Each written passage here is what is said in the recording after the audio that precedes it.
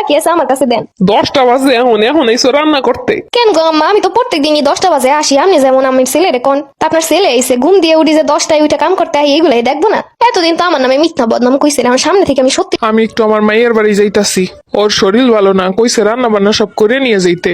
যাও ফ্রিজ দিয়ে মাছ মাংস যা আছে বাইর করো, আর দ্রুত গিয়ে রান্না বসাও, রান্না শেষ হলে ওইগুলো নিয়ে যাবো। আমি একা একা এত রান্না কেমনে করবো? আপনি একটু সাহায্য করেন। না না, এখন পারবা কেন? নিজের বাপের বাড়ি দিয়ে লোকালে তখন ঠিকই পারতা। যত হিংসা আমার মাইয়া গুলোকে। কি কইলাম আর কিসে লাগে? কি কইলো? ছোট একটা বাচ্চা আছে, এইটা নিয়ে আমি কেমনে এতগুলো কাম করবো? হয় বুঝতে পারছি, আমার মাইয়া গো বাড়ি রান্না করে লই যেমন ওইটা সহ্য হইতেছে না। হ্যালো আব্বা। মা কও, কি কবা? তোর বোন রে অসুস্থ, একটু খাওয়ান দাওয়ান লইয়ে যাইতে চাইছি রান্না বান্না কইরে। তার লইয়ে যাবে, সমস্যা কি? তোর বউ রানতে পারবে না, হ্যার যত জ্বালা, হে বলে সব জ্বালা সহ্য করে, আমরা বলে খালি জ্বালা দেতাই রে। দেখছেন অবস্থাটা? শাশুড়ি গো কাহিনী দেখছেন? এইগুলা লাগে ভালো বইয়ে থাকবো কেমনে? এরপরে তো কথা কনের লগে লগে ভিডিও ক্যামেরা অন করবো, হয় এক কয় আর এক। আচ্ছা মা, দেখতেছি আরে ফোন দিতেছি, ও এরকম করে কি লেগে আমার সংসারে ইয়া থাক, কিছু কন লাগবো না, তোরে কয়ে রাখলাম একটু হুইনারা কি করে আমগো লগে। আমরা চাই না পোলাপানের সংসারে অশান্তি হোক, না কইয়াও পারি না, কি করবো? বুকের কষ্টর কত চাপা রাখবো। আচ্ছা মা, দেখি দেশে কবে আইতে পারি।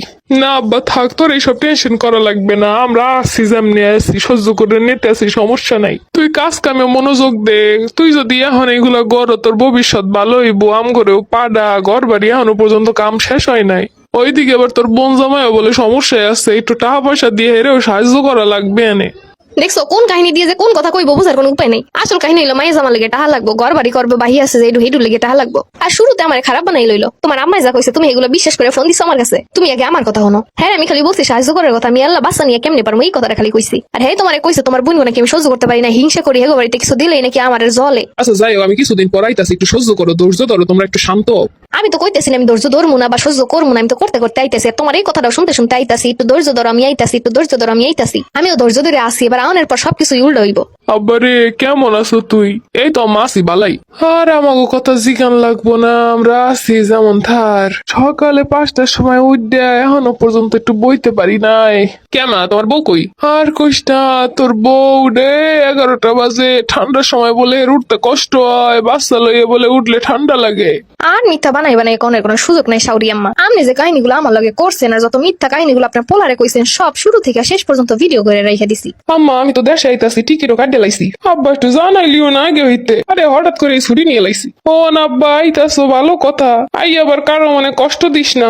বোন জামাইরা আছে, বোনরা আছে, বোনের বাচ্চা কাচ্চা আছে, হ্যাঁ মন টন জোগাড় করে লইস আইলে। আম্মা হ্যাঁ মন আবার নতুন করে কেমনে জোগাড় করবো? এরা তো আমার এমনি ভালো পায়। আরে বিদেশ দিয়া আবি প্রায় 2 বছর পর, হ্যাঁ লগে জিনিসপত্র আনবি না, জানে বিদেশে থায়, বোনের বাচ্চা কাচ্চা আছে, হ্যাঁ লগে খাওয়ান দাওয়ান খেলনা টেলনা না নিলে হয়। ওগুলোকে তো খেলনা প্রতিবার আনি, সমস্যা নেই, লইছি। এরপর বোন জামাই আছে, এগুলোকে সুট বুট গড়ি টড়ি মোবাইল টোবাইল একটু লই আইস। আমার এগুলোকে তো সব বাড়ি লই, এবার একটু বড় কিছু দেই, বিয়ের পর হইতে তো কিছুই দিলাম না। বিয়ের পর যে পোলা পর হয়ে যায় বুঝতে পারতেছি। আম গুছে বুন গো জামাইছে, বউ বড় হয়ে গেছে। শাশুড়ি আম্মা আপনার পোলা আমার লগে এইগুলা লই আইছে, সব ডায়মন্ড। ডায়মন্ড দিয়ে বউরে মোড়ে তুই এদিক। ওরা আমগো লাগতো না, এত কিছু কইলাম এতদিন ধরে, হে পরো বললে গিয়ে পাগল। আমার কেমন হয়েছে সুন্দর দেখেন এগুলা? বললো গিয়ে আরো কিছু লই বিদেশ দিয়া, কম হয়ে গেছে বউর। শাশুড়ি আম্মা কি বাকি আছে আমার কাছে দেন। 10টা বাজে এখন এইসো রান্না করতে। কেন গো আম্মা, আমি তো প্রত্যেক দিনই 10টা বাজে আসি। আপনি যেমন আমার ছেলেরে কোন আপনার ছেলে এসে ঘুম দিয়ে উঠি যে 10টায় উঠে কাম করতে হয়, এইগুলাই দেখবো না? এতদিন তো আমার নামে মিথ্যা বদনাম কইছেন, আমার সামনে থেকে আমি সত্যিটাই আপনার ছেলেরে দেখাই যে আমি সত্যি সত্যি 10টায় উঠি। আমার পোলাটারে বস করে নেছো বুঝতে পারতাছি, এই সুখ সইব না বেশি দিন, মনে রেখো। আম্মা এত যুগ পরে আমার লাগে 2 সাইডে গয়না আছে, এটাই সহ্য করতে পারতেছেন না? আম্মা আপারা কেউ আইবো না? কিসের আপা? তোর কোন আপা টাপা নাই, তোর বই তোর সব। কেন মা এতদিন না তোমরা কইতা তোমরা মানে ভালোবাসো নিঃস্বার্থ ভাবে, একমাত্র বই আমার এই স্বার্থ লেগে ভালোবাসে। ওর লেগে কয়েকটা জিনিস আনছি, তোমাকে লেগে এবার আনতে পারি না। এখন কি করবো, টাকা পয়সা হাতে ছিল না। বললে জ্ঞানের লেগে তোর টাকা ঠিকই তাই, প্রতিবার তোর লেগে তেমন কিছু আনি না। ওই চকলেট টকলেট যা সবাই খায় ও খায় এই। না না, তোর বউরে আরো দে আম কিছু লাগবো না, আম গরো তোর কোনো খোঁজ খবর রাহন লাগবো না। কালকে আমি মেয়ে গো বাড়ি চলে যাবো। তোর আপারা কইছে আইবো টাইবো না মান সম্মান নষ্ট করতে। ও কিছু আনলেই এগুলো বড় বড় জিনিস হাতে সম্মান থাকে, আর যদি কিছু না আনতে পারি তাহলে মান সম্মান থাকে না। আচ্ছা আসল কথা আমি কই, এবার অনেক হইছে, তোমার আম্মাই বুঝবো না। এই যে গয়নাগুলো দেখতেছেন এগুলো সবই এমিটি সোনা, আর যে পাথরের জিনিসগুলো এগুলো এমনি পাথরের বাজারে কিনতে পাওয়া যায়। পাম গুলো কিছু আনে না, এইগুলো কই চাপা মারতাছে। আরে চাপানা এগুলো সবাই বাক করে দেওয়ার লেগে আনছে। আমি তো একটু পরে আপনার টেলর দেখাইলাম।